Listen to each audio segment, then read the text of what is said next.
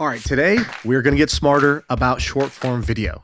Short form video is something I am mega long on. Why? Well, I don't know. Have you ever seen TikTok, Instagram Reels? Have you seen YouTube Shorts? These things are taking over the world. So today's guest is Jenny Hoyos.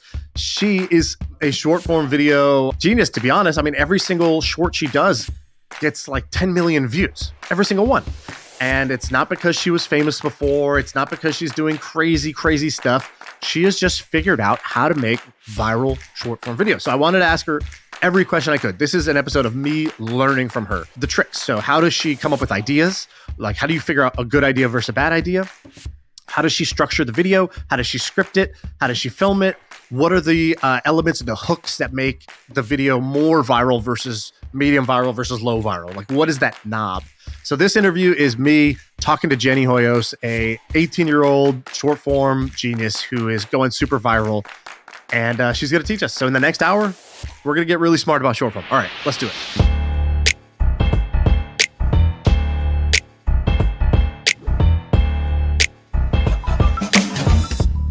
Let's jump in. What we're going to do is in the next, 45 minutes, you are going to tell us the specifics, the tactical, the breakdown of how you've cracked the viral code. You know how to go viral, TikTok, YouTube. Yeah. But you are 18 years old. You live at home in your parents' house. It's only been 2 years since you started doing a lot of the content that you're doing. I scrolled all the way back and it started off not so great, but then now you're getting like 10 million views per video. You've had 100 million view short. That's kind of incredible. What is that? You? Is that what your life is like? Give people a sense of who are you? Yeah, you nailed it right in the head. Yeah, so I'm Jenny Hoyos. I'm a YouTuber who makes videos around the life of a cheapskate, I guess you can say. I guess you can call me like, the anti-Mr. Beast. So, people call me Mr. Least. Yes, which is amazing branding. Amazing. We've had Mr. Beast on here, and he's like, I spend $3 million per video. And I'm curious also, when you record, do you we talk about Hollywood, if you ever see an actor in their van or their truck before they're going to go do a scene, they'll kind of get themselves into character. They'll get themselves into state of mind. Nobody can bother them. Nobody should go talk to them. Like, they are getting in the zone. I'm curious, do you do anything to kind of get yourself into a certain state of mind? I remember there's a creator called Miss Excel that I love this story. I've told this many times, but she creates content of all things about Microsoft Excel, how to use it better. But like, she's super high energy. She's like dancing and doing other stuff. It's like dancing plus Excel. It's a weird combo, but it works. And she said something like, before I go record, I'm not I'm not thinking about what I'm going to say. I just get myself into a state where she said, I feel magnetic. Like, I just get my charisma, my energy up so high. And when I feel like I'm there, I run to my camera, I turn it on and I start recording, because she said, I believe that all content is just energy transmission. It's me pushing my energy through the phone to you. The way I feel, I'm going to push it through, and then you're going to feel that way too.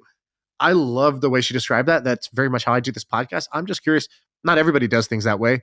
Is that similar to what you do? Or how do you approach kind of getting in the right state of mind before you create a piece of content? Oh my gosh, I love this question because I used to struggle with this so much as honestly an introvert. Most people wouldn't see me as one, but yeah. The introvert with 1 billion views. Yeah, I don't know. I used to do what Miss Excel did, basically what you said. I used to try to bump up my energy so that when I film, I have the highest energy. But now I try to have consistently high energy throughout my day, every day. And I actually built that muscle by doing this thing for a month. I would set up my camera for an hour and I would do a stand-up comedy show to myself. I'm improvised or improvised. I've never done stand-up comedy. I don't know comedy. That's amazing. And I did that just to learn to not be scared to tell bad jokes and just be myself and natural. Then after that, I would record my entire day almost. And it wouldn't even go online. That is fascinating. You actually did that. You would in the morning, you would turn on the camera and you would just do a stand-up routine just to get yourself to feel confident, to be okay in the awkwardness, and to get your kind of charisma reps in. Yes. Is that what you were doing? People go to the gym, you were doing that? Actually, okay, here's what I would actually do. This actually sounds cringe because I've never said it before. There's this YouTube channel called Charisma on Command. So in the morning, I would watch that, right? And then throughout the day, I would repeat the things I learned in my head. And then at night, I would do the stand-up comedy show. But like throughout the day, I would try to record as well, just to like get my reps in. But that's essentially what I did. I tried to like build up my charisma and personality just by like recording videos that no one's going to see. I don't think that's cringe at all. I think that makes total sense. Whenever I see somebody who's good at something, I don't assume they're just good at it. I assume they've worked at this. And when you see somebody who's good on camera or somebody who's got a personality that's really, charismatic, I assume it's because they practiced being charismatic. Maybe they did it informally, just in school all the time, cracking jokes at the lunch table and whatnot. And that's where they got their 10,000 reps. But if you don't have that, or you're starting as an introvert or somebody who's bad at it, there is a deliberate way to get better, just like any skill, just like building muscles, just like becoming good at, tennis or whatever else it is. And I actually look for this. I look for things that are really valuable to have, but nobody wants to practice it. And even worse, people would find it cringe or lame if you said, I'm practicing this. Yeah. Because I'm like, that's a gold mine. We agreed it's valuable. Nobody really works on it. So I don't even have to work that hard to get great at it, to become better than most people at it, because most people are not practicing. And even worse, even if people wanted to practice, they'd feel so lame, or it's taboo, or it sounds cringe, or it sounds awkward to do it. That's a barrier to entry. Most people are not willing to do that. I hunt down those skills and I develop them. And it's really great to hear you at age 18 doing that same thing. That's really amazing. So you've said before, there's 4 criteria for an idea: novelty, uncertainty, knowledge gaps, and complexity. Yes. Can you explain what this means? Knowledge gaps is basically telling the viewer, I know something that you don't, which is why you have to watch. Or similar to we were talking about before, how it's like, I did X, so you don't have to. And then uncertainty is basically telling the viewer that you're doing something crazy that you don't know what the outcome could possibly be. Such as like I recently made a video where I sold everything my family owns. There's so much uncertainty in how is her family going to react? We need to see their reaction to her selling everything. I'm not so much of a TikToker or a YouTuber just yet. Will be soon. But when I write even a blog post or a Twitter thread or something like that, I will often put like the central curiosity gap, which is basically what is the person curious about that I can put up front where they're going to want to read to the end to see the payoff. Exactly. Mr. Beast does this in his videos too, right? He did a video recently which was like, I have people age 1 to 100 trapped in these rooms, and the last person out is going to win. And the curiosity is, who's going to win? Is it going to be the old person? Is it going to be the young kid? That actually is something that comes down to the video idea itself. Because when I'm brainstorming an idea, we want the idea itself to have so many questions that need answered. Because at the end of the day, like content creation on YouTube, what piques people's curiosity is a problem that needs to be resolved at the end of the video, or a question that's going to get answered at the end of the video. And that's what I try to do in all of my videos. So let's look at one of them. So 23 million views. You have, what does $1 get you at Starbucks? Like literally the title is the question, the unresolved question. Yes. I don't know. What can you get? And I guess it's more like, what's the most you can get for the buck, right? Yes. How do you get the most bang for your buck? That's kind of brilliant. Okay. Who has the best dollar menu? 3.1 million views.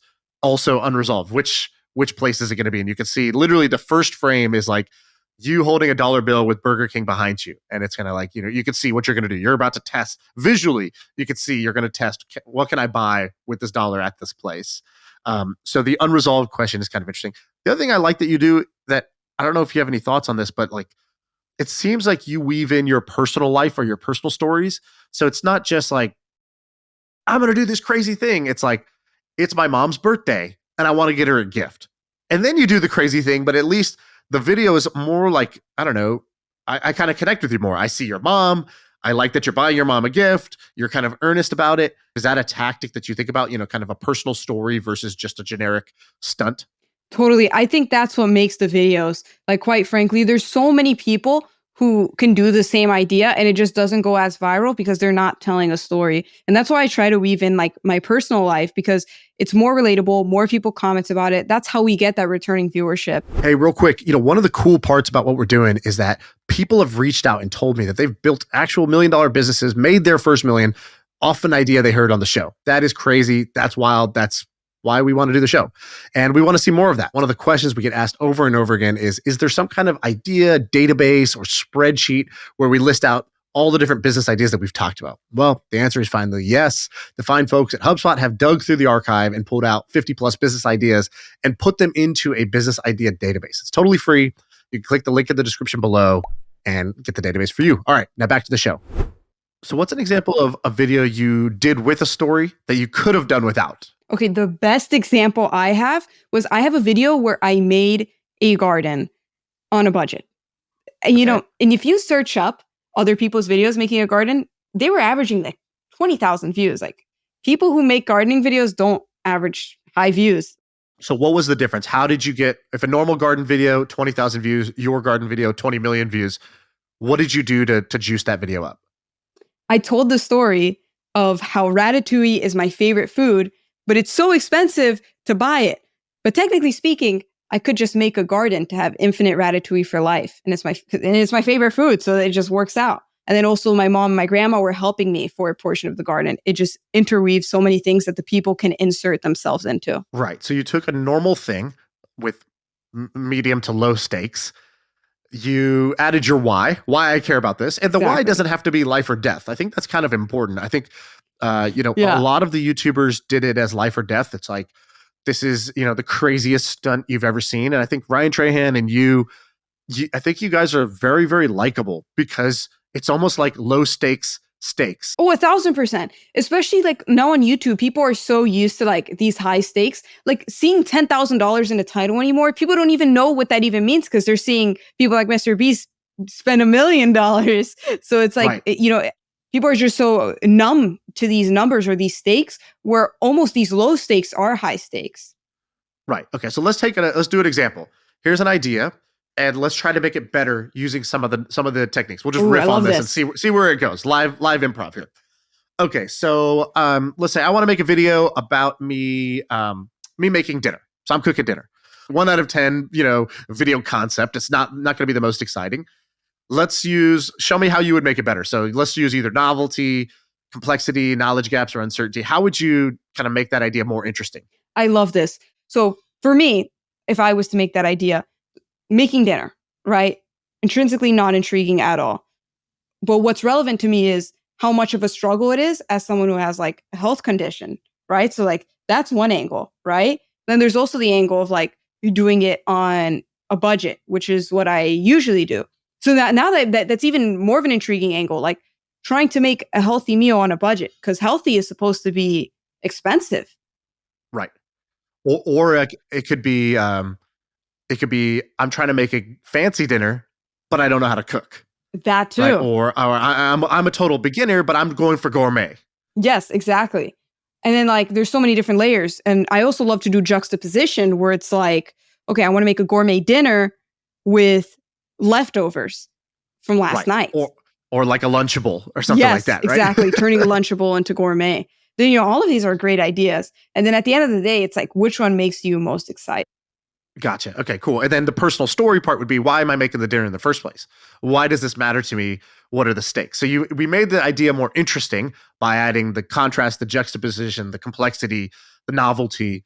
But then the personal story might be, I invited my mom over for dinner. She's cooked for me my whole life. I told her I was going to cook her an amazing meal. Only problem is I've never, I'm an adult now. I moved out of the house, but I've never cooked dinner for anybody. I've never hosted guests. I got to do it. The story is even better now because there's even an angle where what if the video is something along the lines of like, you're going to turn a Lunchables into a Dinnerables because Lunchables, they don't have a dinner option. It's just Lunchables, right? And then what's even better is your mom would never cook for you, but she would always give you Lunchables for lunch. So now for dinner, you're going to give her Lunchables. I mean, it sounds a bit complex, but like as you script it, remember, like with complexity, the goal is to like add layers to give people more reasons to watch, but you don't want to actually confuse the viewer. And that kind of comes back in with the way you copyright it because you want to say it in a way that's, easy to digest and drip feed that context. Right. Yeah. I was, when we were hanging out with Mr. Beast and he was telling us about some of his video ideas, what I realized was I was like, man, the reason his videos can get 100 million, 200 million views is because it's a concept so simple. You could literally just draw it with a stick figure drawing and people would get it. Two people who don't know each other trapped in a room for 100 days. Winner, if they make it the whole way, they get $1 million, right? these are like simple, universal, easy to understand ideas. What you just did with the Lunchables, Dinnerables thing is both the kind of like that amusement. Like, I'm doing this just for my own amusement. I'm not doing this to impress you. I'm doing this to scratch my own itch. Can I do this? And like, I think that's very likable and also very simple to understand. I turned Lunchables into Dinnerables. Visually, you can imagine that. Yeah. Okay, that's great. All right, I'm excited for you to go make that video someday. All right, so we got ideas and how to basically brainstorm to turn any kind of mundane idea into a better idea using those techniques. Now, actually pulling it off, so delivering on it. So, what is the most important part? What's the first thing you do when you have the idea? Now, first thing you got to get right in order for a video to pop off. The hook, and the hook is so important that sometimes I figure out the most viral hook isn't the most viral idea. So then I have to come back to the idea and change the idea based on the hook. When you think about hooks, I guess, like, what is the big picture advice when it comes to hooks? And then what is the tactical process you take? Power words should be the first thing that starts the video. What's a power word? What do you mean? Power words are things that will instantly hook people that are very strong words, such as free, $0, stole, or any like crazy word. And the reason I say that is because I see a lot of people, like way too many people, start their videos with I'm out. This is not telling me anything about the video. Like, I actually scroll because it's like it's bad. As opposed to if someone says free chicken sandwiches all weekend, I'm in. Where are these free chicken sandwiches? I was in the moment you said free. So that's the number one thing. You want your hooks to start with power words.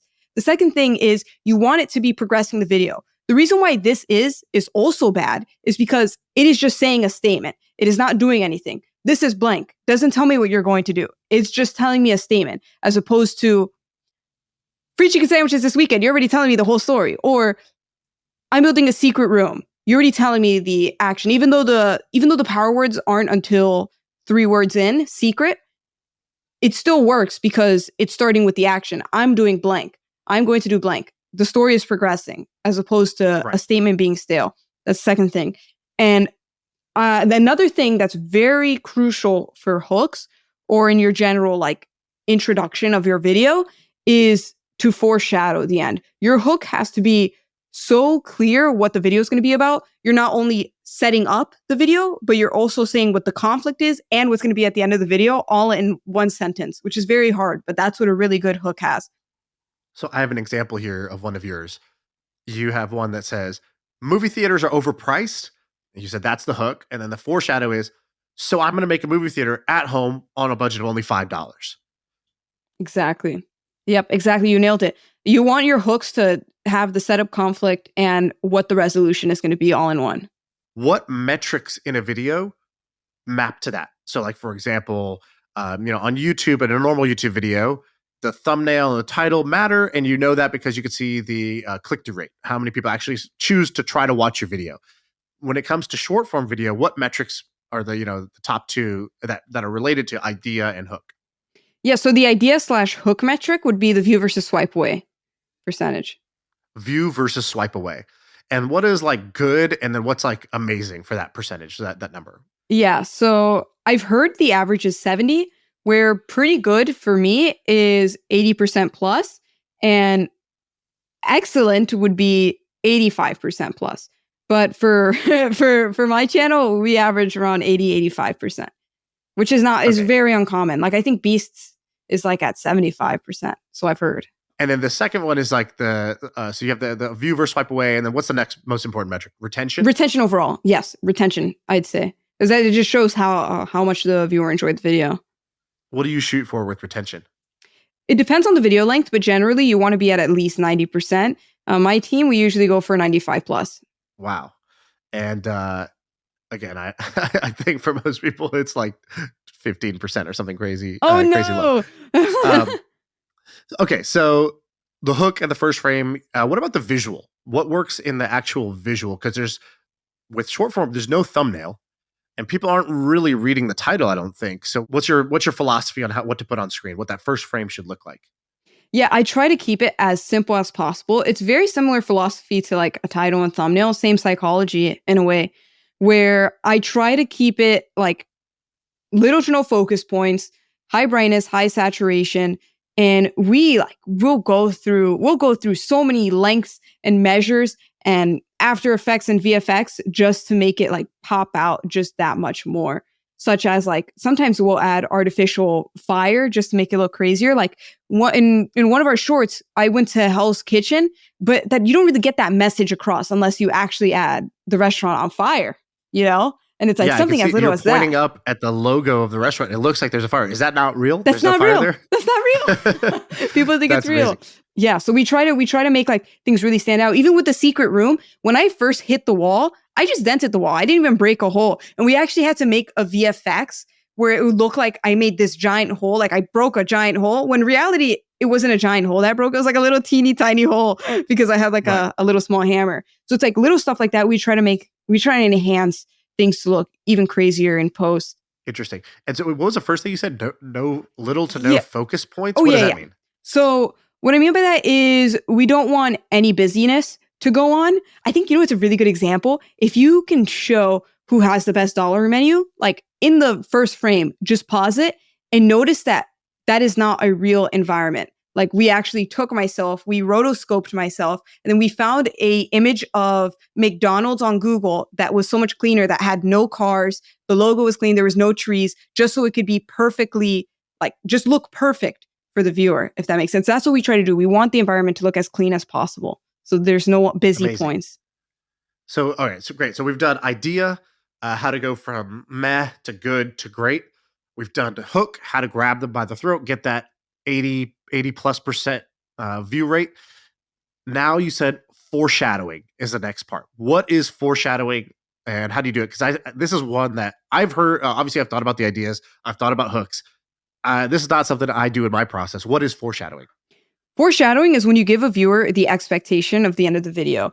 And the way I've coined it is you basically want to tell the viewer that there's an Amazon gift card at the end of the video, essentially. Like they need to watch till the end. Sometimes you'll have to explicitly tell the viewer, oh, you'll get blank at the end of the video. Usually, a lot of my foreshadowing is implied. So who has the best dollar menu? It's very implied that by the end of the video, I'm going to tell you who has the best dollar menu, essentially. Right. And that's usually the best foreshadowing, one that's like so obvious because it's within the hook and it's implied. But an even better, even stronger foreshadowing hook is when you have a mechanism. So an example of that is, what does $10 get you in Miami? Now, not only do you know by the end of the video what $10 gets you in Miami, but you also know how I spent the $10. Now, the mechanism is actually seeing the money being spent, because in the first second you see, oh, she spent $2, we're at an $8 budget. And then a couple seconds later, oh, now she's at $5. And we have a sense of progression of where the video is going. Because otherwise, if the viewer does not feel like the video is constantly progressing, then they're going to leave because they don't feel like, even though you said that there's something at the end, they don't know where the end is. So it's also very important to make it clear. Let's talk about storytelling. You have a great quote. You said, what is storytelling? Storytelling in one word is change. Yes. Unpack that. What does that mean? I think the biggest thing is progression. I guess when I say change, I mean progression. So similar to what I was just saying, like the viewer wants to feel like they're constantly either learning or laughing even more, or they are building towards something. They don't want to feel like, they're watching something stagnant, like they're just watching paint dry. The best storytelling is when there's character development, change in the actual character, where at the beginning of the video, the character started at one point and is now at a new point at the end. So I subtly did that in my short that hit 100 million views. So basically, I built a secret room with $0. And my goal was to have a secret spot to watch YouTube. And in the beginning of the video, my mom was yelling at me for destroying the house and how there's nothing under there. Like, I'm crazy. What am I doing? And then at the end of the video, she ended up having the secret room and pretending like it was hers now. It was very subtle, but like change like that is what actually made the viewers not only watch till the end to see how that gets resolved, but also rewatch the video again, knowing that. Yeah, that's interesting. And rewatching, that's like a big part of your strategy, right? Yes, it's number 3. Number 1 is hook. Number 2 is overall retention, which is video progression. And number 3 is rewatchability. What gets somebody to rewatch? There's not that many things that get people to rewatch. So it's probably the toughest thing to do. So there you could do Easter eggs which is essentially like hiding little things in the video that people are going to comment about and potentially watch again to see like, did that actually happen? Yeah, I do that all the time. I like a video, I open the comments, then they reference something that I didn't see the first time, so I end up watching it again. Yes. And then I go back to the comments and it's still looping in the background, and I probably end up watching the video 3 times. Exactly. So that's one way. Another very easy way to do it is just tutorial videos in itself are rewatchable because people are, especially if it's on shorts, people are not going to watch a tutorial once and automatically know all the steps. So usually when you have specific steps or lists or listicles is what it's called, it makes it very easy to rewatch. And then my favorite method is actually having twists in your videos, because when you have a twist, now the viewer is going to want to rewatch the video with that new knowledge, knowing what the twist is. That's interesting. I like that. What about storytelling mechanically? So, what are some techniques? I know you've talked about this. I think the but therefore method, which I don't know. Did you get that from the South Park guys? Yes, I did. Explain what that is. Yeah. So, but so storytelling is basically adding conflict throughout the video so that it makes it more intriguing as the video continues. So, an easy example is if I made a video going on a walk, let's say, very bad idea, but I went on a walk and then it started raining and then I kept walking and then I kept walking and then like there's nothing new that's like really happening because it's just you just keep doing things. It's like and then this and then that. Like that's such a boring story as opposed to constant conflict being created when you say but so. So, for example, I was walking but then it started raining. So, I had to find an umbrella, but I'm in the middle of nowhere and don't know where I am. So I went to pull out my phone, but my phone is dead. So I started running, and you see what I mean? Like the story feels more intriguing because you're instantly adding more conflict and you're instantly finding that conflict much easier by simply saying, but so. Yeah, there's a great clip of the South Park guys doing this where they have a story written on a whiteboard and they just cross out all of the ands. They're like, this is how toddlers tell stories when they came from school. It's like, and then this happened, and then this happened, and then Miss she gave me this, and then I got candy, and then this, and he's like, just cross out all the ands and just try to replace them with but, and but so right. So, but this I wanted this, or I was doing this, but then this happened. So then I was forced to do this, but then I encountered another obstacle. So then I tried this other technique, and all of a sudden, like any story can become interesting just using that. Like that's probably one of the highest leverage techniques that just changes the interestingness of a story. Another one is stakes. Do you use stakes in your story? I know basically what's on the line. Why does it matter that you do this? I know a short is so small in length, so you can't build it up in the same way you can build up a movie or a documentary. But have you used that, or do you play with that idea? Yeah, I love using stakes. And the way I see stakes is also like including a why, right? And usually with stakes, it's either like artificial or just like a personal why. But for the most part, I usually try to make like real stakes. I kid you not, like we always default to like what's actually happening in my real life that we can actually include as real stakes. So for example, in that secret room video, it's like the initial why and the initial stakes are you want to watch YouTube. Your mom's yelling at you saying you're watching too much YouTube, so you're trying to build a secret room. Exactly. But then by the time you take the sledgehammer to the wall, the stakes have actually elevated. It's like, oh my God, she's breaking down her house. She better pull this off, or else, now you thought YouTube was a problem. Breaking the wall is going to make her mom even more mad, right? So the best stories actually increase the stakes over time. Yes, and we want the viewers to be at the edge of their seats at all time. Like I know this conversation is like primarily on shorts, but like even on like my recent long form, the stakes were incredibly high where I sold everything my family owns. And the stakes were basically like, this is what kept the viewer at the edge of their seat, where it's, I'm selling everything without my family knowing. And I'm going to keep selling bigger and bigger items until they notice. But when they do, I'm going to give them all the money I make to prove that cash is better than trash, essentially. So now it's a crazy idea. Stakes are high because she can get in big trouble with her parents. And then it's like, when is she going to get caught? How far is she going to get? And while I'm saying all this, I'm showing clips of like me taking the microwave and a bunch of decor and moving furniture out of the house. And like, it's like, oh my gosh, this is legit. Like, this is crazy. Right. Things are getting messy now. Exactly. Right? Like even great TV shows, Breaking Bad, for example. So what's the change? He's a high school teacher, kind of a pushover. pretty boring life. Then he gets diagnosed with cancer. He knows he's going to die and that his family's going to be left with no money. So big stakes all of a sudden. Okay, but he's a high school teacher. So where is he going to get money? So he decides to, deal drugs, basically to sell drugs in order to get money. But he doesn't know anything about making drugs. So he goes and he meets his high school, former high school student. But that guy's a druggie. So he doesn't know anything. So this guy takes over and actually creates a proper lab out of it. But the cops come after him, right? That's the story. And along the way, the stakes get bigger and bigger. At first, it was he needs a little bit of money.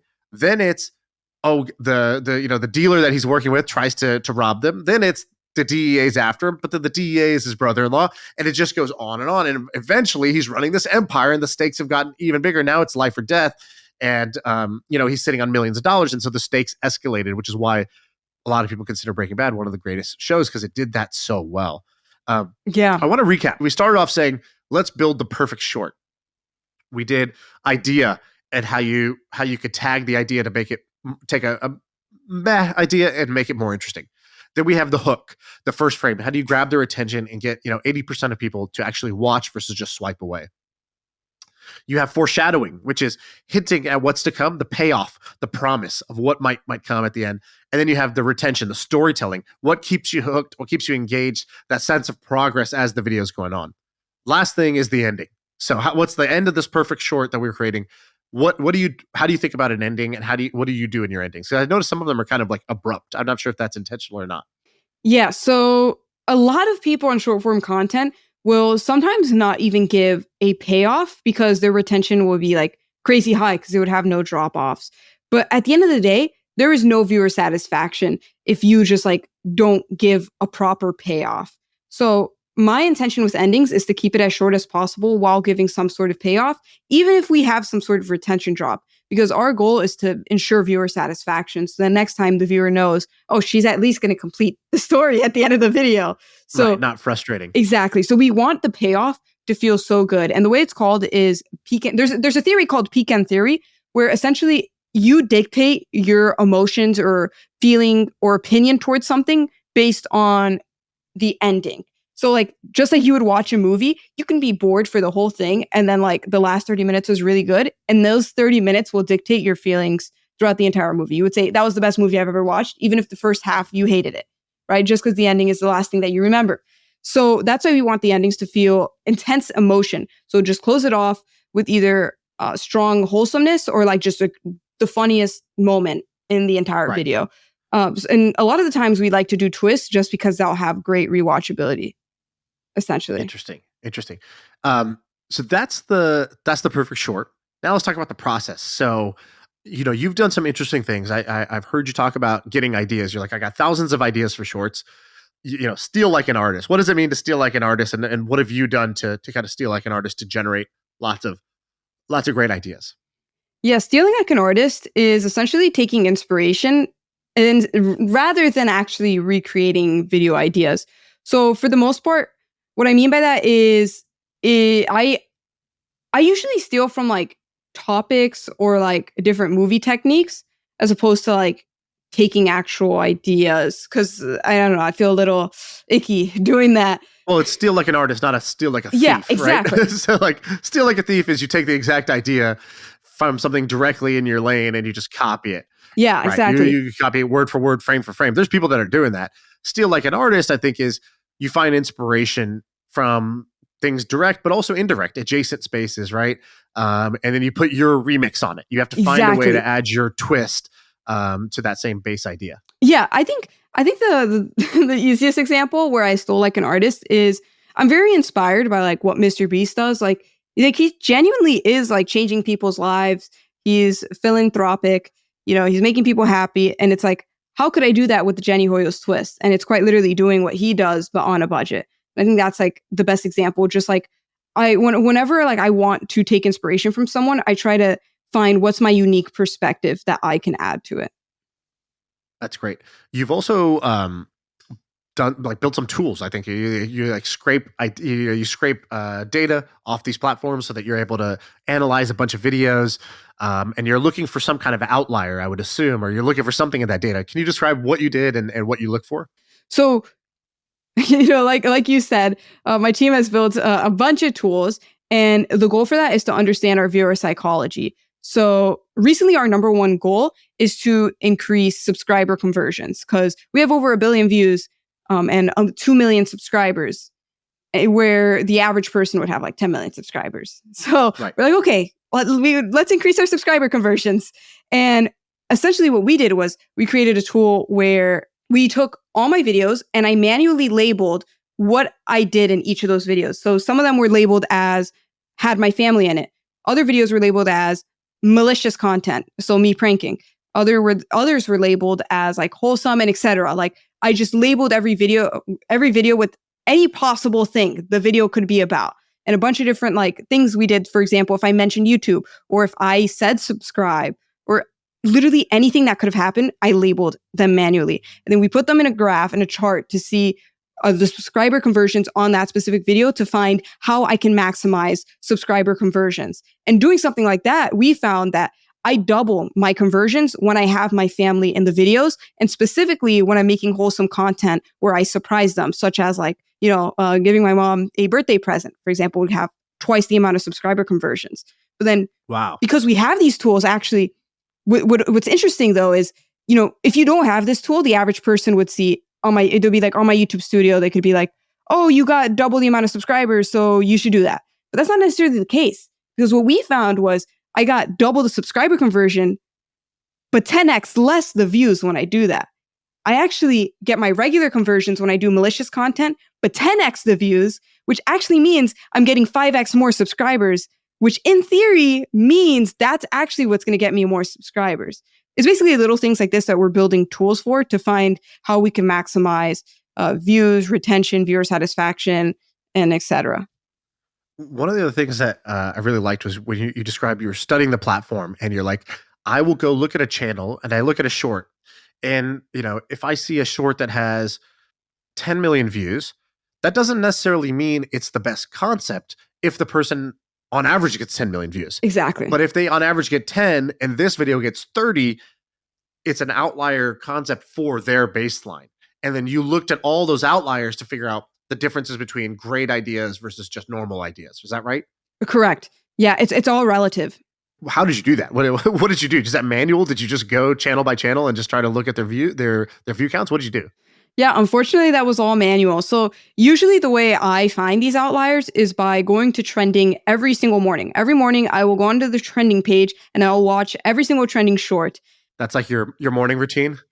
Yeah, and my nighttime routine, because it's like they change it. And my lunch routine, I'm always doing that. Exactly. What's crazy is too, once you get used to it, you actually don't have to like just rely on trending, because now my shorts feed is just a bunch of trending shorts, because I watch trending every morning and night. Now when I go on the shorts feed, I find trending like content as well.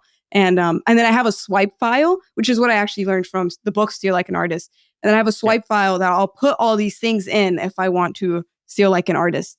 I want to ask you a couple more questions, tactical questions. One, audience. So do you, there's different theories in marketing. They're like, you need to have a persona or a target avatar. There's other people who say, I'm just making for me. There's other people who say, you should do a market analysis and find the biggest market possible, and then a psychographic analysis of what they care about, blah, blah, blah. All right. That's, what do you do? You're actually winning. What do you do when it comes to audience? Yeah, so I used to have my younger self as my avatars, and I think you can go pretty far doing that, but I realized if I want to get to 100 million subscribers, like I need to have multiple avatars. And now at this point, like I don't necessarily talk to one specific person. I'm just trying to cater to every audience. Which is like, I guess long story short, I used to do all that market analysis, but now I don't. So, yeah. So what do you use as the guiding principle now? Just like kind of what would everybody be interested in? Is that a different question? Yeah, the guiding principle is making content that's intriguing for kids, because at the end of the day, like that's the biggest audience on YouTube, while making it mature enough for adults to also watch. So, there's a lot of kids content where people are screaming. It's like, how do I make kids-centered content that isn't screaming and is a little more like natural? Yeah, like Pixar did this amazingly, right? Exactly. Like Pixar did it, made movies that an 8-year-old and an 80-year-old can both go and enjoy, and maybe for different reasons, but it's one product, it's one piece of content that just appealed to to totally different age groups. Exactly. That's exactly what I'm trying to do. I think it helps having my mom in the videos too. Like I try to have her as much as possible because people can relate to me coming from a young perspective, or people also watch us because they see my mom and they're like, oh, I watch the videos because it's like, it kind of reminds me of me and my daughter. It's like, it gives the viewers multiple reasons. Give me your take on where you think this all is going. So, it's amazing that every platform is now short form video. It's amazing that people are getting millions and millions. You've gotten a video with 100 million views. That number is bananas. But also, I think people are trying to figure out how to switch to long form, and a lot of people are kind of using their shorts to try to get to that because maybe they sense that the shorts is not building as much loyalty or trust. The algorithm picks what you see, not you going and seeing the people you've chosen to follow necessarily. So where do you think this all goes? Like 5 years from now, what does this look like? Where do you think the puck is heading? Or what are your kind of predictions for what you think, where you think the value is, or what you think are maybe some misconceptions other people have? Take any of that of like, where do you think this all is going? I'm just curious to hear your takes. I feel like it's going to be like the extremes that do well in the sense of like, I think either short form content is going to be continuing to grow or really long form content, 20 minutes Right. plus is going to continue Really to grow. deep or really quick value. Yes, a really deep or really quick value. You Like kind of don't want to be in between. exactly. That's genuinely like where I think it's going to go. Yeah, I think social media is going to kill Hollywood, honestly. So let me ask you about you now. So you're obsessed. Is that fair to say? Yes, I have a very obsessive personality. It's scary. Do you get obsessed about other things? Is this the first thing you've become obsessive about, or did you like get obsessed with some video game before that? I get obsessed with everything. It's a problem. It's a problem or it's a benefit? It's both. It's both. Yeah. And what's your goal with this? Like, I guess people ask me this all the time. They're like, so when people get like a million views or 10 million views, do they get money from that? Are you getting rich off this? Is that the goal with this? You're 18. What do you want out of this? What's your goal? Yeah. So I'm basically living to fulfill my childhood dreams. So as funny as it sounds, like I started my YouTube channel when I was 8 years old. Like I am literally living the dream. And like, I just want to keep like achieving my childhood goals, which is like, it's kind of cringe probably to say, but like, quite frankly, like that is the goal. And ideally, like, honestly, like I really do want to inspire people to understand the value of money and to not be so spoiled. Because, when I was a kid, I didn't understand the value of money. And I would always ask my family for things. And, like my parents being nice, like they would give me these things. And it's like, it wasn't until I got older when I realized like, oh my gosh, like they're working so hard to make money. And I would be asking for these things. Like, that's not right. I don't know. Like, and you wouldn't even need it. And I want to inspire people to like live a happy, fun life without needing that much money, which is why like my content is centered around having fun on a low budget. See, that's interesting because I thought you were saying, I want to inspire people because I want to be the biggest YouTuber and I want to inspire people who, that you can make it as a YouTuber and blah, blah, blah.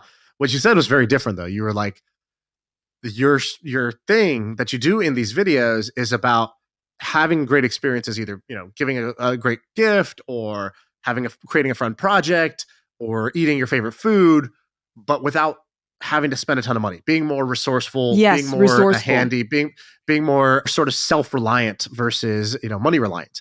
And that's kind of cool. I didn't realize that was your goal. I'm glad you told me that. That makes me kind of think about what you're doing in a different perspective. And I think it could be a lot bigger if that's the perspective versus I want to be the biggest star I can be. Totally. And it's kind of tough though, because I'm going to be completely transparent. Like I genuinely want to be the next Mr. Beast. Like I want to be the female Mr. Beast, like over 100 million subscribers, but I still want to stay true to that message, which is going to be kind of tough as it's like, Mr. Beast spends a lot of money to be where he is. Can I do that without?